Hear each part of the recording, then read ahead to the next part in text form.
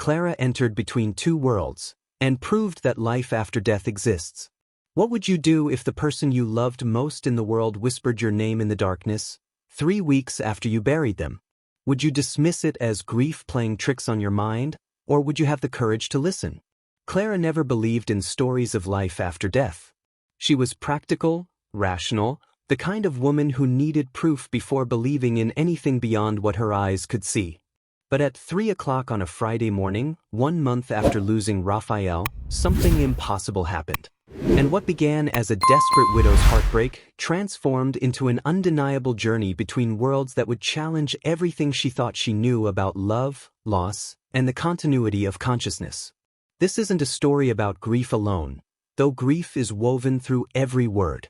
This is about what happens when the veil between worlds becomes so thin you can feel someone breathing on the other side.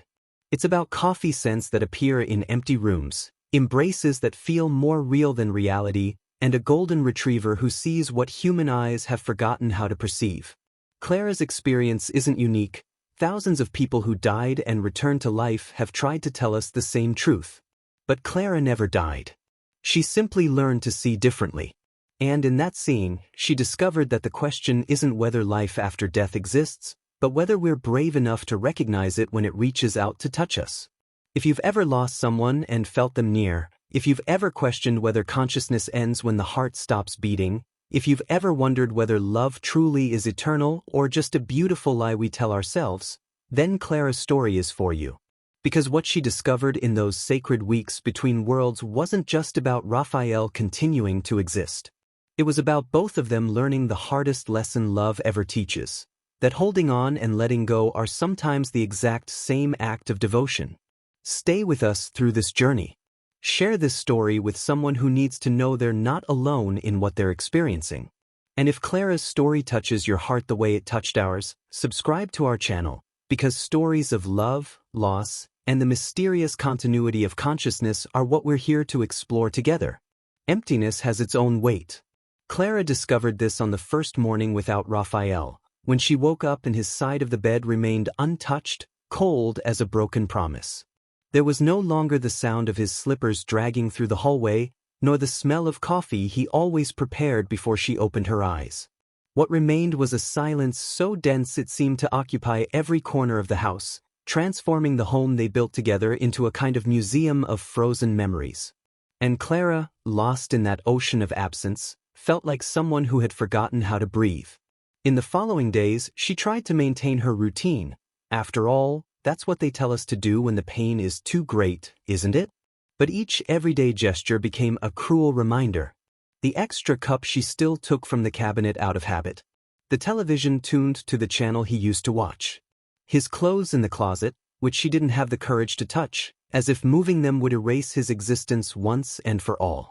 Clara walked through the house like a ghost in her own body, questioning whether it was really possible to continue when half of her soul seemed to have departed along with Raphael. But the universe, Clara didn't know yet, has a peculiar way of reminding us that stories of life after death aren't just distant concepts or beliefs. Sometimes they knock on our door when we least expect it. And that Friday night, 3 weeks after the funeral, something began to change. At 3 in the morning, Clara woke up for no apparent reason, her heart racing and a strange sensation that she was no longer alone. And it was there, in that moment suspended between sleep and wakefulness, that her journey between two worlds truly began. There's something about 3 in the morning that feels like a threshold between worlds. Clara sat up in bed with a gasp, her heart pounding against her ribcage like a desperate bird trying to escape. She hadn't been dreaming, at least not in any way she could remember, but something had pulled her from sleep with an urgency she couldn't explain. The room was dark, save for the faint glow of the streetlight filtering through the curtains, casting long shadows that seemed to dance across the walls. And in that darkness, Clara felt it, a presence, warm and familiar, hovering just beyond the edge of her perception. Her rational mind immediately fought back, trying to explain it away. Grief does strange things to us, doesn't it? It makes us see patterns where there are none, hear voices in the wind, feel touches that aren't there. But this was different. This wasn't the desperate longing of a broken heart manufacturing comfort. This was real, tangible, undeniable. Clara's skin tingled with an energy she'd never experienced before, as if the air itself had become charged with something sacred. She found herself whispering Raphael's name into the darkness, half afraid of the answer, half terrified of the silence. What people who study life after death often forget to mention is that these experiences don't always come with clear instructions or heavenly choirs. Sometimes they arrive quietly, subtly, like a gentle knock on a door you didn't even know existed. Clara sat there in the darkness, her breath shallow, her entire body attuned to something she couldn't see but could absolutely feel. And as the minutes stretched on, she realized this awakening wasn't random, it was an invitation. But an invitation to what, exactly? It came without warning, gentle yet unmistakable, that rich, familiar aroma of freshly brewed coffee filling the bedroom. Clara's eyes widened in the darkness, her breath catching in her throat. Raphael had always been the coffee maker in their relationship, waking up 30 minutes before her every single morning for 15 years just to have her favorite cup waiting on the nightstand.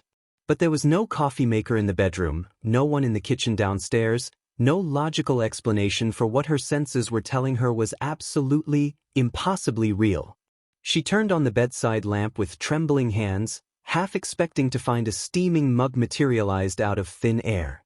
Of course, there was nothing there, just her empty room and the familiar furniture that suddenly felt unfamiliar in this strange moment. Yet the scent lingered, wrapping around her like an invisible embrace, so vivid she could almost taste it on her tongue. Clara closed her eyes and let herself sink into the memory.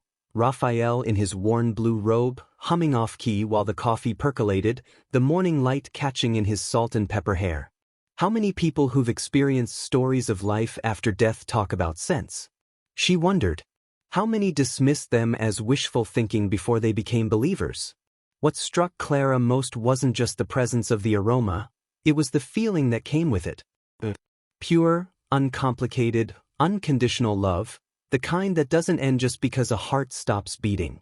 The kind that finds ways to reach across the veil and say, "I'm still here, I'm still with you, I still remember our mornings." As the scent slowly faded, Clara found herself smiling through tears, understanding for the first time that maybe, just maybe, the stories of people who died and came back to life weren't the only proof of continuity. Maybe love itself was the evidence she'd been searching for all along. The warmth started in the center of her chest, spreading outward like ripples in still water. Clara placed her hand over her heart, startled by the sensation. It wasn't physical in the way a heating pad or a warm compress would be. This was deeper, gentler, emanating from somewhere inside her yet clearly coming from outside simultaneously. And with that warmth came something even more remarkable, peace. Not the forced calm of denial or the numbness of grief, but genuine, profound peace that she hadn't felt since the moment the doctor had walked into that hospital waiting room with devastated eyes. She remained absolutely still, afraid that any movement might break whatever delicate connection had formed in that sacred space. The weight of loneliness that had pressed down on her for weeks suddenly lifted, replaced by an inexplicable certainty that Raphael was there with her. Not in memory, not in imagination, but present in a way that transcended physical limitations.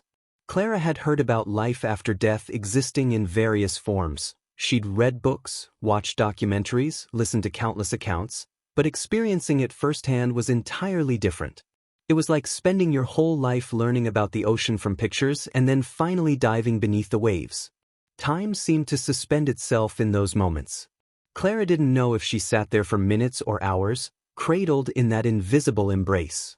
She found herself breathing in sync with something she couldn't see, her racing thoughts finally quieting into a stillness she thought she'd lost forever. And as dawn began to paint the sky in shades of pink and gold, the warmth gradually faded, leaving behind a profound knowing. Death hadn't taken Raphael from her. It had simply changed the way they could be together. But how long would these visits last?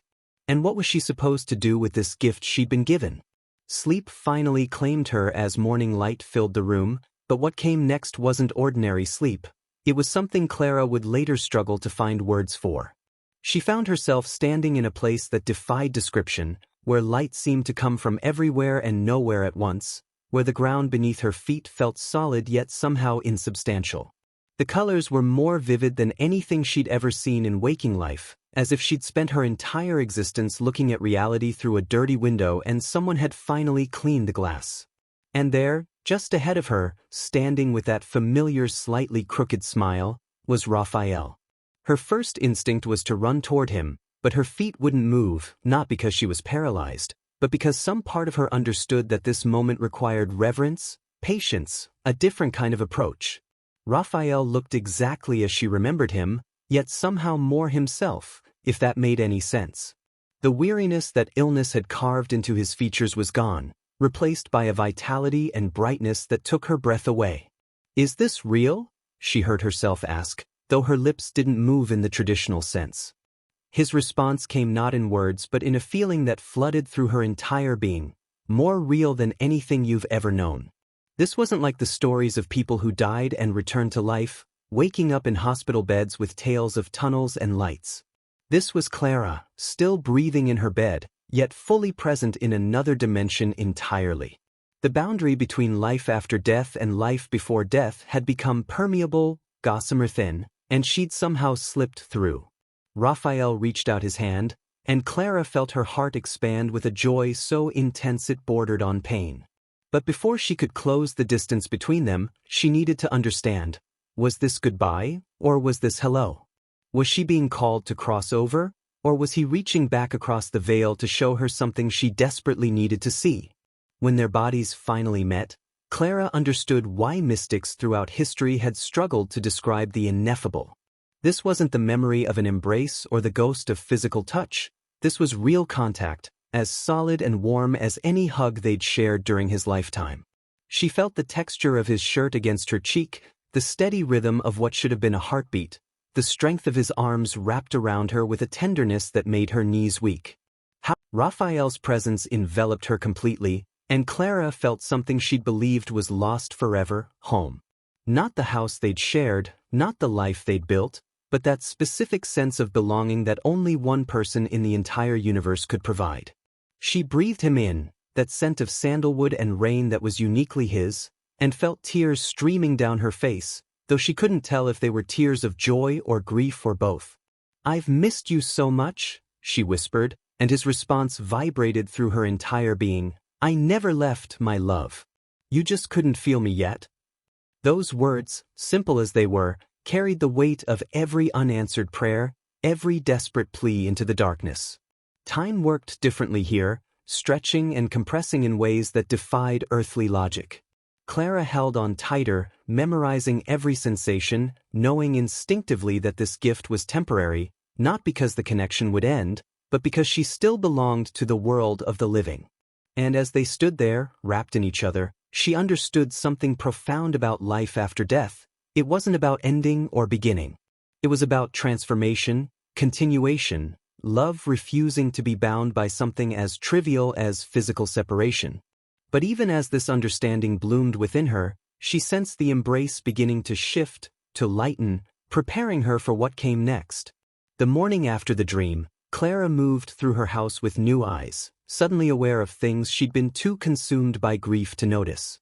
The kitchen light flickered 3 times as she poured her coffee, not the dying bulb kind of flicker, but a deliberate, rhythmic pulse that made her pause mid-pour. She'd replaced that bulb just 2 weeks ago.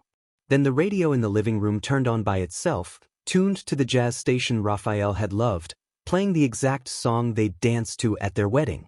Her rational mind scrambled for explanations. Electrical issues, faulty wiring, coincidence. But her heart, still warm from that otherworldly embrace, knew better. Throughout the day, the signs multiplied in ways that would have seemed absurd if she tried to explain them to anyone else. A gentle breeze moved through the house even though all the windows were closed, carrying with it that inexplicable sense of presence she'd felt at 3 in the morning. Photos of Raphael that had been facing down on her nightstand, she couldn't bear to look at them, were now standing upright, as if repositioned by invisible hands. The wind chimes on the back porch sang out in perfect melody despite the still air outside. These weren't the dramatic manifestations you see in movies about life after death. They were subtle whispers, gentle nudges, Raphael's way of saying, "I'm here, in a language only she could understand. Clara found herself talking to the empty rooms, no longer feeling foolish about it. "Was that you with the lights?" she'd ask, and the lamp beside the couch would dim and brighten once, as if in confirmation. She'd laugh, actually laugh, for the first time in weeks, amazed at how the veil between worlds could be so thin, so permeable. But these signs weren't just random occurrences, she began to realize. They were building towards something, preparing her for a deeper understanding. Each flicker, each breeze, each impossible moment was teaching her a new way of perceiving, of connecting, of believing in what her eyes couldn't see but her soul absolutely knew. Tobias had been Raphael's shadow in life, a golden retriever with soulful eyes who'd mourned his master's passing by lying motionless by the front door for days. But something changed in the dog after Clara's threshold dream. That same morning, she found Tobias sitting at the foot of the stairs, tail wagging slowly, staring intently at the empty space beside her as if tracking someone's movement. His head tilted, following an invisible presence as it moved across the room, and then he did something that made Clara's heart skip. He trotted over to Raphael's favorite armchair and laid his head on the seat cushion, his tail thumping against the floor in pure contentment. Animals know things we've forgotten, don't they? They haven't built walls between the visible and invisible worlds the way humans have. Over the following days, Clara watched Tobias interact with the empty air in ways that both comforted and unsettled her. He'd bark playfully at nothing, then bow in that universal canine invitation to play. He'd suddenly perk up and rush to the back door, tail wagging furiously, as if someone had just come home. And sometimes, this was the part that brought tears to Clara's eyes. Tobias would settle on the couch, resting his head on an empty cushion, his body relaxed in the exact way he used to when Raphael would scratch behind his ears. The dog wasn't grieving anymore. He was companioning with a presence Clara was only beginning to fully perceive. One evening, as Clara sat in the kitchen going through old photo albums, Tobias suddenly jumped up and positioned himself between her and the doorway, his body alert but not aggressive, his tail wagging in that gentle, knowing way. She felt it then, that familiar warmth in her chest, the scent of coffee, the undeniable sensation of being watched with love. "He's here, isn't he, boy?" she whispered, and Tobias looked back at her with eyes that seemed to say, "He never left." In that moment, Clara understood that these stories of life after death weren't just human experiences. The natural world, the animal kingdom, they'd always known what we'd forgotten, that consciousness doesn't end, it only transforms. But if Raphael was making himself known so clearly, what was he trying to tell her? The signs were no longer random occurrences. Clara could feel them building into something purposeful, deliberate, like pieces of a puzzle she was only beginning to assemble. It wasn't just about Raphael proving he still existed somewhere beyond the veil. There was a message woven through every flicker of light, every breeze, every moment of inexplicable warmth. She'd wake at 3 in the morning now expecting the visitations, sitting up in bed with a notebook beside her, trying to understand what the universe, what Raphael, was trying to communicate. The question that haunted her wasn't, "Is there life after death?" anymore. She knew the answer. The question now was, "What am I supposed to do with this knowledge?" The calling came clearest during the quiet moments, when grief loosened its grip enough for clarity to seep through. Clara would be washing dishes and suddenly feel compelled to look up, to pay attention, to listen with more than her ears. She'd be walking Tobias and find herself drawn to paths she'd never taken before, meeting strangers who'd share their own stories of loss and connection, as if she were being guided to become a bridge between worlds. One woman at the park, elderly and wise-eyed, had touched Clara's hand and said, "You've been touched by the other side, haven't you? I can see it in your eyes. Don't ignore what you're being shown, dear. There's a reason you're receiving these gifts." That night, Clara sat in Raphael's armchair, the one she'd avoided for weeks, and finally allowed herself to ask the question that terrified her, "What do you need me to understand?" The answer didn't come in words or visions, but in a profound knowing that settled into her bones. Raphael wasn't visiting her just to ease her grief or prove his continued existence. He was preparing her for something larger, something that would require courage and faith and a willingness to step into a role she'd never imagined for herself. But what could a grieving widow possibly offer a world that had already taken so much from her? The answer, she sensed, lay in the very experiences she'd been receiving, these intimate encounters with what exists beyond death's doorway. The local spiritualist center sat on a quiet street corner, its modest exterior hiding the profound conversations that happened within. Clara had driven past it dozens of times over the years, never giving it much thought. It was just another building in a familiar neighborhood. But on this particular Wednesday morning, something pulled her car into the parking lot, her hands moving almost of their own accord. She sat there for 10 minutes, engine off, hands gripping the steering wheel, wrestling with a lifetime of skepticism and 3 weeks of undeniable experiences. What would people think? What would her rational, scientist sister say? But then again, what did any of that matter compared to understanding what was happening to her? Inside, the space felt surprisingly ordinary, comfortable chairs arranged in a circle, warm lighting, the faint scent of sage and lavender. An older woman named Margaret greeted her with knowing eyes, the kind that suggested she'd seen countless Claras walk through that door, caught between disbelief and desperate need for answers. "First time?" Margaret asked gently, and Clara nodded, suddenly fighting back tears. The floodgates opened then, words tumbling out in a chaotic stream, the 3 a.m. awakenings, the coffee scent, the dream that felt more real than reality, Tobias seeing what she couldn't always see. Margaret listened without judgment, without the pitying looks Clara had grown to hate, simply nodding as if every word confirmed something she already knew about how life after death truly works. "What you're experiencing," Margaret finally said, her voice carrying the weight of wisdom earned through her own losses and discoveries, "isn't madness or wishful thinking. It's awakening.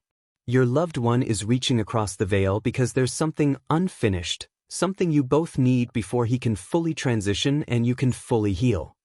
She handed Clara a book, its pages worn from countless readings, filled with stories of people who died and came back to life, of mediums who'd bridged worlds, of the science emerging around consciousness and its persistence beyond physical death. But more than the book, Margaret offered something Clara hadn't realized she was desperately seeking: permission. Permission to believe, to trust her experiences, to stop apologizing for knowing what her heart knew to be true. Yet as Clara left that center, book clutched to her chest, a new question emerged.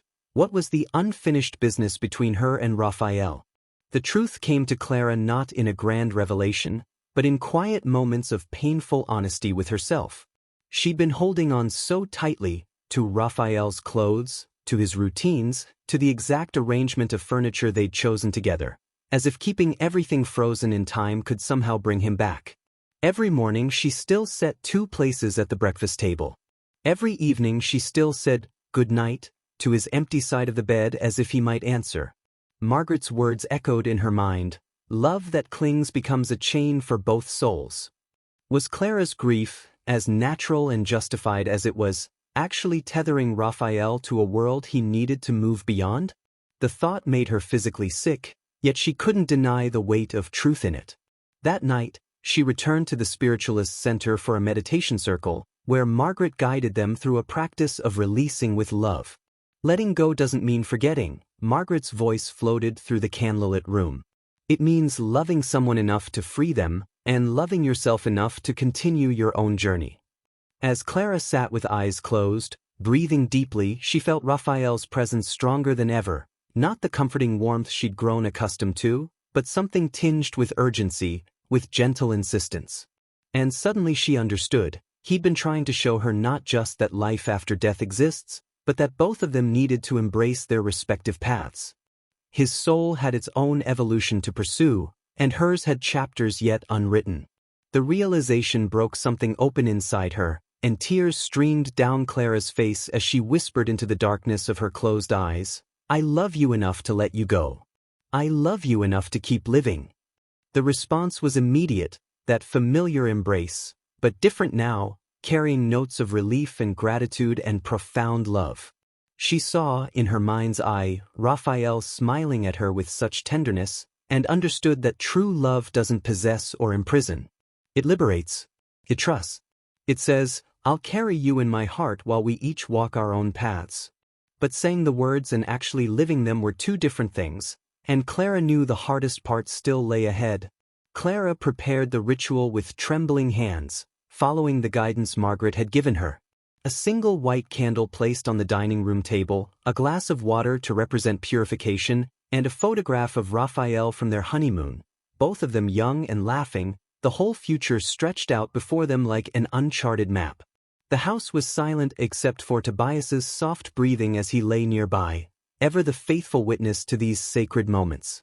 She'd chosen Friday night deliberately, exactly 1 month since Raphael's passing, understanding instinctively that some transitions require ceremony, intention, the conscious marking of before and after. As she lit the candle, Clara spoke aloud the words she'd been rehearsing all day, though they came out differently than she'd planned, rawer, more honest, stripped of any pretense. Raphael, my love, I know you're here. I feel you in every corner of this house, in every moment of unexpected peace. But I also know that holding on to you the way I have been isn't love, it's fear. Fear of living without you, fear of forgetting, fear of who I'll be when I finally accept that you're gone. Her voice cracked, but she continued, watching the candle flame dance and sway despite the still air. So tonight, I'm asking for a sign. Not that you exist, I know you do. But that you're okay with me learning to live again. That you want me to keep going, even though it feels impossible. The prayer that followed wasn't from any book or tradition. It poured straight from her soul, a mixture of gratitude and grief and hope and surrender. Clara thanked Raphael for every morning coffee, every shared laugh, every moment of the 15 years they'd been given. She acknowledged the pain of his absence but also the gift of his continued presence in these past weeks. And then, with a courage she didn't know she possessed, she asked the universe to help them both transition. Him to whatever came next in his spiritual journey, and her to whatever life looked like on this side of the veil. The candle flickered intensely as if responding to her words, and Clara felt the air in the room shift, charged with an energy that made her skin tingle. What happened next would either confirm everything she'd been experiencing, or teach her that some questions don't have the answers we expect. It began as it always did, that warmth blooming in the center of her chest, spreading outward like sunrise breaking over a dark horizon. But this time, the sensation was more intense, more complete, as if Raphael was gathering every ounce of his remaining connection to her for one final, unforgettable moment. Clara gasped, her hand flying to her heart, feeling it expand with a love so vast it seemed impossible that her physical body could contain it. The candle flame grew impossibly tall, casting dancing shadows across the walls, and she could have sworn she saw his silhouette there, standing just beyond the veil, reaching toward her one last time. She closed her eyes and surrendered completely to the experience, no longer questioning or analyzing, just receiving.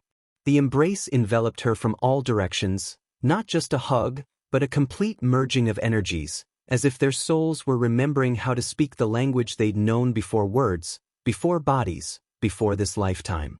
Clara felt Raphael's joy, his peace, his absolute certainty that what they'd shared could never truly end. She felt his pride in her courage, his gratitude for the release she was offering him, and underneath it all, the eternal promise that love transcends every boundary death tries to impose. Time suspended itself again, and she existed in a space where past, present, and future collapsed into a single, eternal now.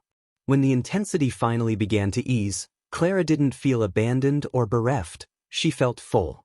Overflowing, actually, with a kind of completeness she'd thought was lost forever. The warmth in her chest settled into something steady and permanent, no longer a visiting presence but an integrated part of who she was now.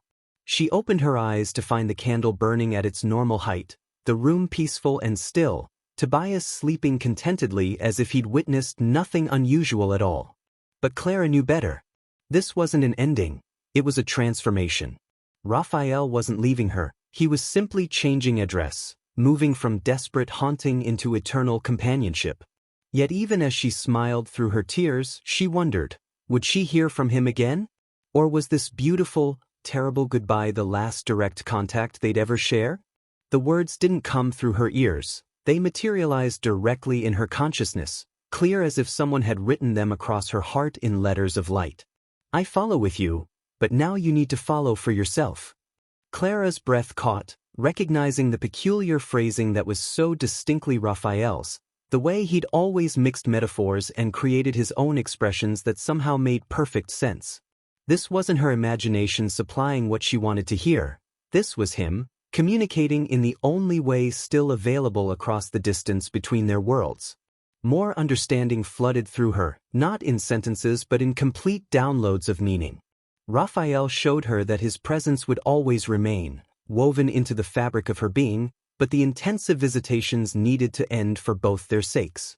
He'd completed what he needed to do, prove to her that consciousness survives, that their love endures, that she wasn't crazy or broken for believing in life after death. Now came the harder part, trusting that truth enough to live fully again.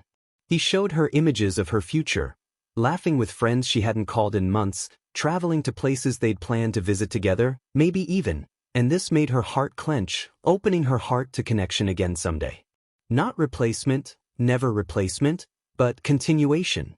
How do I do this without you? Clara whispered into the quiet room, though she already knew the answer forming in her mind. You do it with me, came the response, just differently than before. I'm not in the chair anymore, but I'm in the courage you'll find. I'm not making coffee, but I'm in every moment of joy you allow yourself. I'm not holding your hand, but I'm in the strength you didn't know you had. The words carried a finality that was both devastating and liberating, and Clara understood that this was Raphael's last direct message, his spiritual graduation, in a sense, from earthly attachment into whatever vast adventure awaited souls who'd completed their unfinished business. But if he was moving on, what exactly was she supposed to do with all these experiences, all this knowing? The morning after Raphael's final message, Clara woke to find the house different, not in any physical way, but in the energy that filled it. The heavy presence of grief had lifted, replaced by something lighter, sweeter, more breathable. She made her coffee alone, a single cup, and instead of feeling the crushing absence she'd felt for weeks, she felt accompanied. Not by a ghost clinging to the physical world, but by a love that had finally found its proper form. It was like discovering that the person you loved hadn't left the country. They'd simply moved to a neighboring city, close enough to feel, far enough to let you both grow. Over the following days, Clara began to understand what the spiritualists meant when they talked about love's eternal nature. It wasn't the romantic notion of souls floating together in some celestial paradise, though maybe that existed too. It was something far more practical and profound. Love as a frequency, a vibration, an energy that continued broadcasting long after the transmitter had changed form. She'd catch herself laughing at a memory and feel Raphael laughing with her. She'd face a difficult decision and hear his perspective echo through her thoughts, not as haunting but as wisdom integrated into her own consciousness. The stories of people who died and returned to life often spoke of being changed forever. Clara realized she was experiencing something similar, except she'd never technically died. She'd simply learned to perceive beyond life's apparent boundaries. Margaret smiled knowingly when Clara returned to the spiritualist center to share her journey. You've learned what many spend lifetimes trying to understand, the older woman said, squeezing Clara's hand. Death doesn't end love. It can't. Because love isn't something we do, it's something we are. It's the fundamental fabric of the universe, and it just keeps transforming, evolving, finding new ways to express itself. Clara nodded, finally at peace with the paradox. Raphael was gone and he was here. She was alone and she was accompanied. She was grieving and she was healing. Life after death wasn't about proving anything to anyone. It was about discovering that the boundaries we think separate us are far more permeable than we've been taught to believe. And now, with this knowing settled deep in her bones, Clara faced a new question. What was she meant to do with the rest of her one wild, precious, continuing life? Clara's journey didn't end with Raphael's final message. It transformed into something she never expected, a calling. Today, she volunteers at the Spiritualist Center where Margaret first welcomed her, offering the same compassionate space to others who've experienced the impossible. She's learned that stories of life after death aren't rare, they're simply rarely spoken aloud, hidden behind fear of judgment, tucked away in the private corners of hearts that know but dare not say. And every time someone walks through those doors with tears in their eyes and experiences they can't explain, Clara sees herself reflected back. The woman who thought she was losing her mind, only to discover she was actually finding a truth that's been waiting for humanity since the beginning of time.